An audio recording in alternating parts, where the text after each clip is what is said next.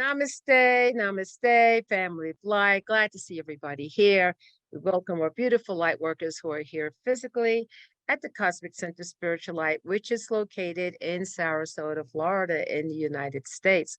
I want to welcome all those people also who are here on Zoom, or regulars. And if there's anybody who is new, and I don't think so, on Zoom, let me know. I'll open up the chat, by the way, so that can happen. And then, of course, we are here now on Facebook Live. And for most people on Facebook Live, they're going to see this later on when it comes through your feed. And I want to let you know, I do recognize, the regulars that look for this, that come from different places around the world. And we see your name, and we're just really so happy that you are able to participate in the chat. Sometimes it's not as easy, I know, particularly internationally, to get onto a Zoom call, but we are very grateful that you are on Facebook Live to be able to do that. We don't do Facebook Live for the transmission only because the energies are so powerful and so sacred. It just can't be thrown out there. We do a lot of the names of God. That's also too. It's very private because it's very sacred, and it just can't get into wrong hands, if you will, that don't have the highest intention of the sacredness of what this is, because it is that powerful. So that's the reason for that. But most certainly for those, the little chats that are there, that's great. If you're not able to access the Zoom, if you're able to access Zoom, then I welcome you most certainly to participate in the transmission meditation. So real quick, we have some new people here, and it's always good to share this along with those that you'll see this on your Facebook feed and say, what's all of this about? Well, we've been showing up every single Monday without fail for over 17 years. It's hard to believe, okay, for over 17 years. And I want to say something about that, because a lot of times, people will say, I don't know, should I do this? I feel like and I need to do this, or I got this, inspiration. And I don't, yes, yes, even though you would say, like I did, like, what do you mean? Who is this? What am I supposed to do? And, I got the telepathic thing, just show up, just show up. So I kept on showing up on Mondays, and people kept on coming, and I kept on showing up, and people started coming. And then I would just send like a little, back in the day, a little email to say, hey, a reminder, that we're going to have this anchoring light meditation. But I would also write like what a little inspiration, which is like I'm doing now, only it's a blog instead of a email. And I just started to write whatever kind of came to me, the insights and so forth. And it wasn't until a lady contacted me. She says, I really am moving. I cannot make the anchoring lights, but please, would you continue to send me your newsletter? I said, newsletter? I had no idea it was perceived as a newsletter. So I was like, oh, okay. So now we have it. And I did a newsletter strictly for the anchoring light for years and years. And it was just really amazing to see the transformation as to how that happens, because I'm saying this to say, you must move past your fear, okay? And you must be in your integrity, whatever that is that you feel pulled in some way, which is really your soul pulse, whatever that is, because it's bigger than you can understand in that moment. And that is where the trust and being in the moment comes in, and then when you look back, you're able to see the great, cosmic connect the dots, that, wow, this happened for this to happen, for that to happen. I made this choice for this to happen. So it's really about staying connected. And that's a little bit what I wanted to talk about this chat today. So staying connected is so vitally important. There's a lot of change, and always been a lot of change throughout the history of this world, but especially now things are speeding up, and there's all kind of energies that are out there, and also the frequency of a lot of fear and suffering. Not that it's new, but it's pretty intensified now. And so it is affecting everyone. That. And so there's a couple of things that can happen. One is I always talk about being the neutral observer. That is when you start going into your mastery, not to be pulled, not to say that you're not engaging in the world, but you come from this higher perspective of the world. And you come in this level of neutrality to be able to feel the higher or sense the higher guidance that comes to you, because you do have a higher self. You do have an oversoul. You do have what called a Shema, the higher soul. There's so much to you. This is just a small little nugget, if you will, of a part of who you are. You are so much more. And there is a great awakening now coming into the understanding that you are part of something gargantuan, fantastic. Like, you're like, whoa, there's part of you new. Like, I'm not in this little 3D. I know this, that, but even it's like another step up the ladder of the rung, like, whoa, this is another level. Whoa, this is another level. Until you get to a point, okay, where truly you are walking your path of mastery, where you keep your unshakable peace, where then you begin to come from a place where, yeah, there's some disturbances here or whatever issues come up, and, all these little inconveniences that may come and so forth. But you come from the perspective of saying, okay, I understand these things happen, but they've always been happening. It isn't like it's something new. And you look at it and take the topic of war. Of course, it's emotionally charged, but war is not new. It's been from the beginning of this planet. Okay. So you cannot fall into the trap again of going into all of this, going into the trauma. Of course, as I said, my heart hurts. My heart hurts since the time I landed on the planet. And so we are here as light workers, okay, to help and assist to do something, which means we got to be balanced. We got to keep that perfect balance within ourselves and anchor that peace within ourselves, even in the midst of chaos. The Divine Mother, some of you know, I don't know how long it is now, maybe it's 12 years ago, 14 years ago. She said, I need somebody to keep the polarities in balance. If you remember, I've been speaking this for over a decade. She said, need somebody to keep the polarities in balance. She said, whatever was 12 years ago, I don't remember now. I got to look and see, when I wrote it down, what the date was. I want to say it was in 2010 that this information came in. She said, it'll come a time of extreme polarities. Extreme polarities. She said, extreme polarities contributes to war. But more what she said is what is needed in this time, because those decisions and chaos affect and ripple everything else. She said, I need those light workers who will keep the polarities in balance. So we can't engage into this side or that side because we really don't know what's really going on. You think we know what's going on? The manipulation that's been going on since the beginning of time. The Roman Empire has never left. Okay, the Roman Empire is still here. Okay, controlled information. So you say, oh, this must be this case, and you go ahead and you move the veils back and say, oh no, because at the end of the day, no matter what side it is, it all filters to one thing. They don't care which side wins or not.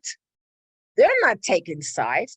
At the end of the day, there's a level that says we want the chaos of humans. And then when you come to that realization, you're like, I can't even engage in this. I got to now focus on what this is. And there's many of us that are now beginning to awaken to that, like, wait a minute. This is business. Same old playbook. The same old playbook. Now people are going to say, you know what? I cannot get myself emotionally. I got to stay balanced so I can hold a light, okay, of unconditional love. And because I remember how powerful I am by my intention and thoughts. Wait a minute.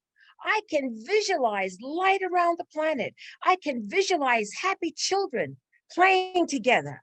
You can sit in the TV and see all of this coming to you, right? And then you become like that sponge. You can say, oh no, I remember who I am. I'm going to start putting this out. This is what I'm doing. I'm putting this out. Okay. Now you just don't know and have had experiences that a thought, a prayer that you could say hold the light, the highest in this situation. Okay. You don't know that that one prayer, thought, or intention could tip the scale.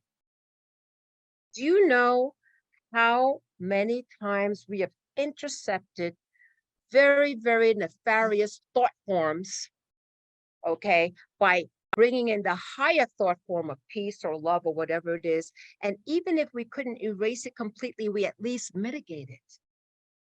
Things would be much worse. What if light workers decided not to show up and the ones that have been here since the beginning, anchoring and holding the light?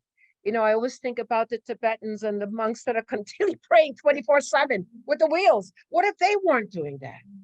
What were the others that are praying as whole cloisters, the monastics, whichever way it is? Or what about artists not putting out because they're tapped into this other energy? And what cannot be said by words is put out by symbols and colors and forms. What if that never happened? I wouldn't want to think where we would be, as bad as things are. So I feel that where we are today, we know the conditions of the planet. We already know that. It's nothing new. And that's why I like history, because when you go back to history, you just see what it is. I hope it's not the whitewash history, but the real history, which is good to get it from different sources. You begin to get the picture and you say, okay, this is nothing new. So what can I do? Okay, now that I am aware that this is all being manipulated. For those of you that went on the Facebook page, you would see that picture I put on there. I know, Sergi, you said I was very brave. I even put it on my personal Facebook page to let people say, hey, Ephesians 6, Ephesians 6, right there in the Bible in the Torah, Ephesians 6. You're dealing with principalities. You're not dealing with this. And so it is a spiritual dynamic. It is a spiritual war. And we are spiritual. So we have to know that we need to walk in this higher level. Now, what can we do? Oh, I'm just in my room someplace and I don't really have any connections. You hold the similitude of the divine. That's who you are. You are the Adam Kadmon. You are not here in this level of this physical animal body. You come from a high aeon in the image of the divine. That's who you are.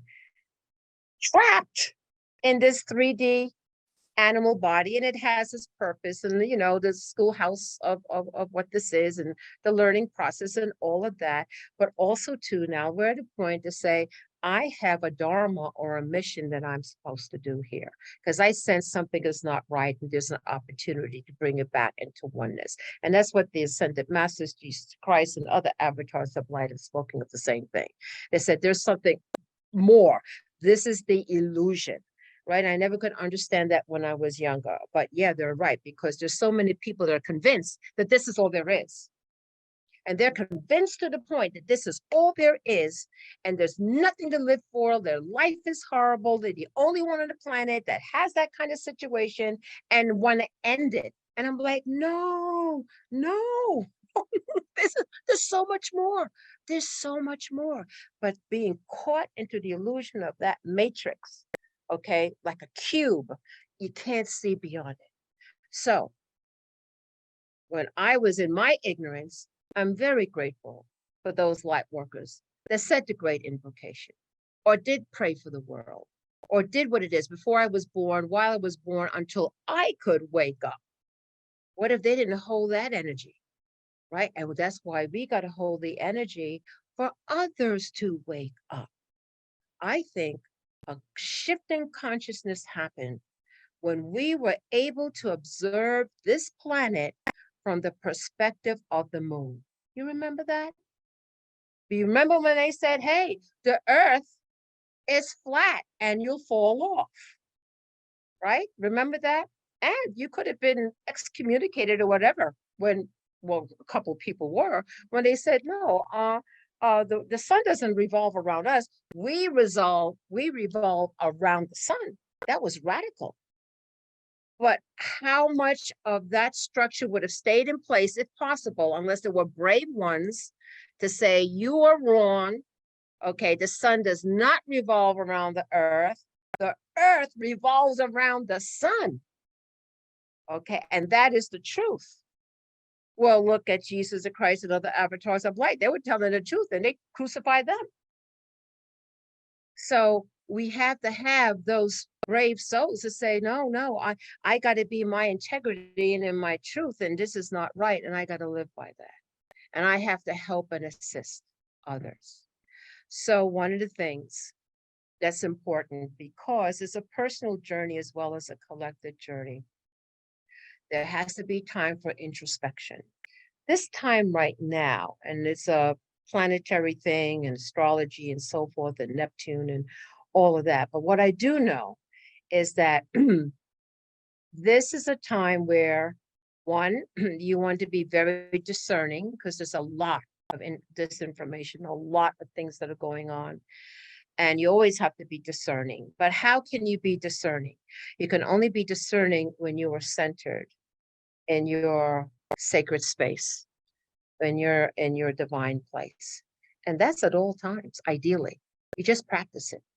So things no longer impinge on you and get you an emotional, you just stay like this. I mean, of course, your passion, you care and all of that, but not to where you're being like a little puppeteer being pulled back and forth. So, and that does take us a spiritual practice, and that does take time. You just keep on doing it, and then you become like, like the observer. You're looking at the stage and what's going on. You're both in the stage, but you're also observing it. And so when you walk around with that anchored piece, you'll know when I need to take time out for myself. Because if you don't take time out for yourself and find your inner sanctum, okay, then you can't get the higher connection. And what good is that? So I want to stress to everybody, especially this time now, when you feel like, I need to go to bed early. I need to take, I'm going to take time off. I'm going to skip this thing. I just feel I want to rest, or I want to be in bed, or I want to read a book, or I haven't read a book. Maybe I want to tell you, be careful too, because be careful of addictions. Facebook, TikTok, all of that can be addictive. They say, yeah, I could read this spiritual book, but I want to see some reels. I want to see the TikTok, not to take away that there's some useful information on there. But again, it comes to the balance. And the true answers to everything lies within yourself. And that's when you tap into. And when you tap into yourself, I've had where a thought comes in, and that thought is a question. I don't get that question answered right away, but the fact that I was quiet enough to say, I wonder about this. And maybe at the divinely appointed time, guess what? That answer comes. But I was quiet enough to say, I have a question. I'd like to know something. I don't get it right that moment. But later on, I said, wow, my question was answered whenever I had that time. So just want to bring into everybody's attention how important it is to truly, truly, truly find that time for inner introspection, because things will be coming up to bring to your attention, to bring into the consciousness. So with that, that's all I have to say. Again, for anybody who would like to join us, we are located in Sarasota, Florida, as mentioned before. We do have Zoom, and you are welcome to join up for that. Just look for the anchoring light and register. And once you're registered, you're in. Okay, we'll continue. Namaste, Family of Light on Facebook Live. We will see you next time.